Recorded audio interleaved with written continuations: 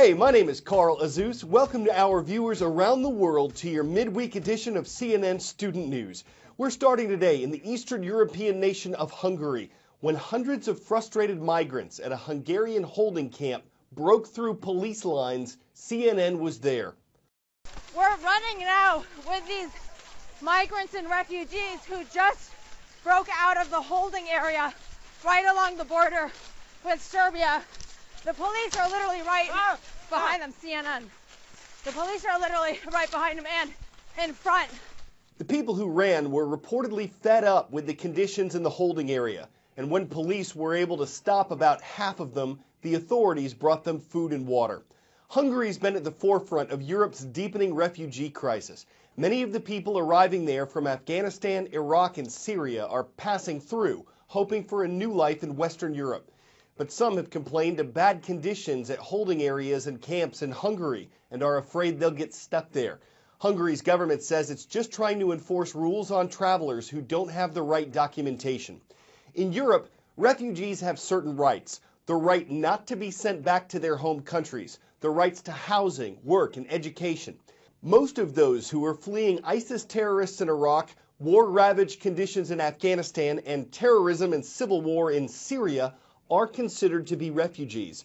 Some others are considered migrants, people hoping to resettle in countries with better opportunities. It's creating a historic humanitarian crisis for Europe. A number of countries are accepting these people. Germany expects to take in 800,000 asylum seekers at a cost of $6.7 billion. Some other European nations say they can't afford or keep up with the flood of people. Well, this is the kind of temporary housing that German Chancellor Angela Merkel says she wants to see more of. In fact, Germany is planning to build 150,000 areas like this.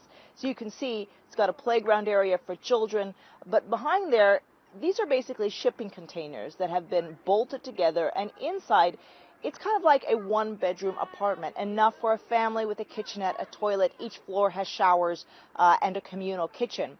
And the idea is that refugees would come here, live here for about a year before they were able to get out on their own.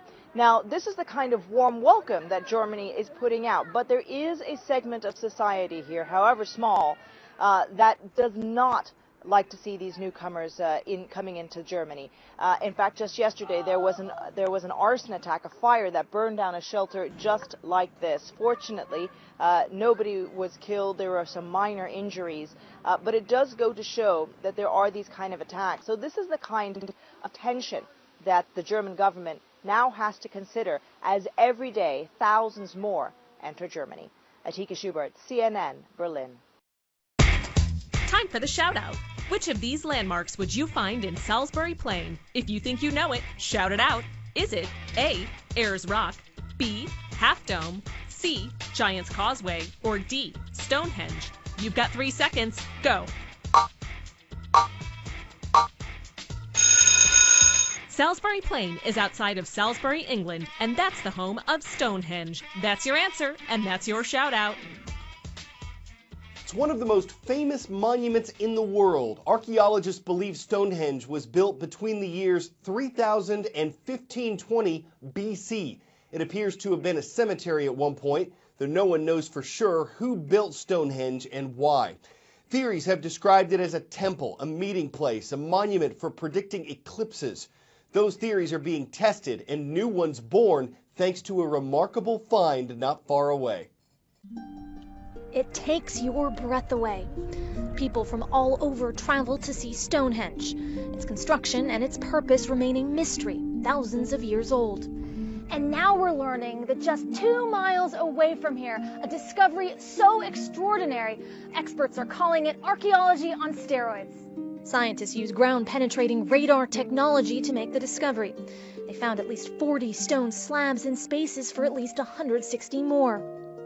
It's incredible to be here knowing that beneath my feet, the remnants of an ancient monument 15 times the size of Stonehenge. The National Trust's Nick Snashel says the new find rewrites the history of the area. This place seems to have formed, to have had 3 different functions. It started life as a settlement. Once the settlement went out of use and they'd stopped building Stonehenge, Then it became a place that was revered. It became a place of ritual. So that's when they seemed to bring in the stones. But then very shortly thereafterwards, somebody decides that the ritual needs to be done in a different way, that the ceremony and the site are not doing it quite right. So they change it and they bury the lot. And what does this tell us? I think what it tells us is that the story of the Stonehenge landscape is much more complicated than we'd ever thought it was. So the mystery of Stonehenge deepens. Always. Erin McLaughlin, CNN, Durrington Walls.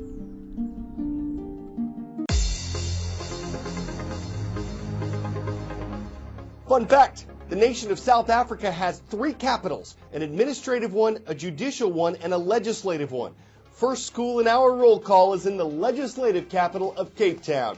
Welcome to everyone watching at the American International School of Cape Town. To the Midwestern U.S., we're visiting our friends at River Valley Junior Senior High School. It's in Correctionville, Iowa, the home of the Wolverines. And in the cowboy state of Wyoming, Cary Junior High School is watching in Cheyenne, the home of the Braves. About 60 miles southeast of Anchorage in southern Alaska, there's a community named Whittier. It's pretty remote. You can only get there by sea or by driving through a long mountain tunnel. An estimated 700,000 people visit Whittier each year, but only about 218 folks permanently live there, and most of them are under one roof. What is this place? It's a small little town. Everything is in one building. This building has a mystique. It's a 14-story building built in World War II. We have everything we need here. You don't even have to leave the building for weeks.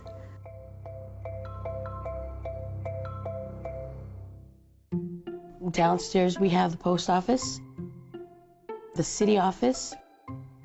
We have a grocery store. We have a clinic that's on the 3rd floor.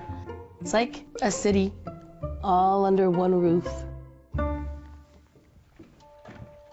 We are in the Whittier Community School. It is connected by an underground tunnel to the building that we all live in. And remember, that's up until this point in the book.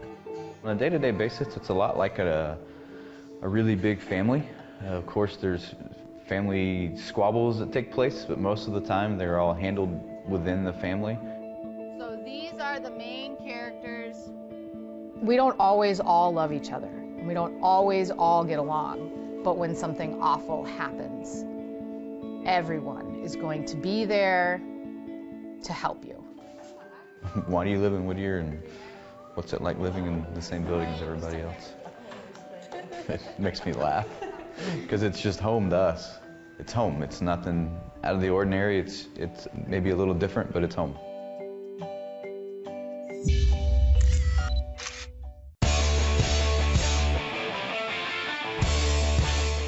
When an 11-year-old in Nantucket tossed it into the sea on January 20th, 2014, he might have been thinking, I hope that someone gets my message in a bottle. His family had done this before. One bottle traveled a few miles to Martha's Vineyard. One went over 100 miles to Long Island Sound. This one made it to England, more than 3,000 miles away. A man there found it on a dive, and the sender, who's now 12, is hoping he'll write back. We're glad the finder got video of himself opening it and didn't just Nantucket away for another day. Might have sent the wrong message about the message and kept the project all bottled up. An opportunity lost at sea. Sailing through 10 minutes of commercial-free news and puns, I'm Carl Azus for CNN Student News.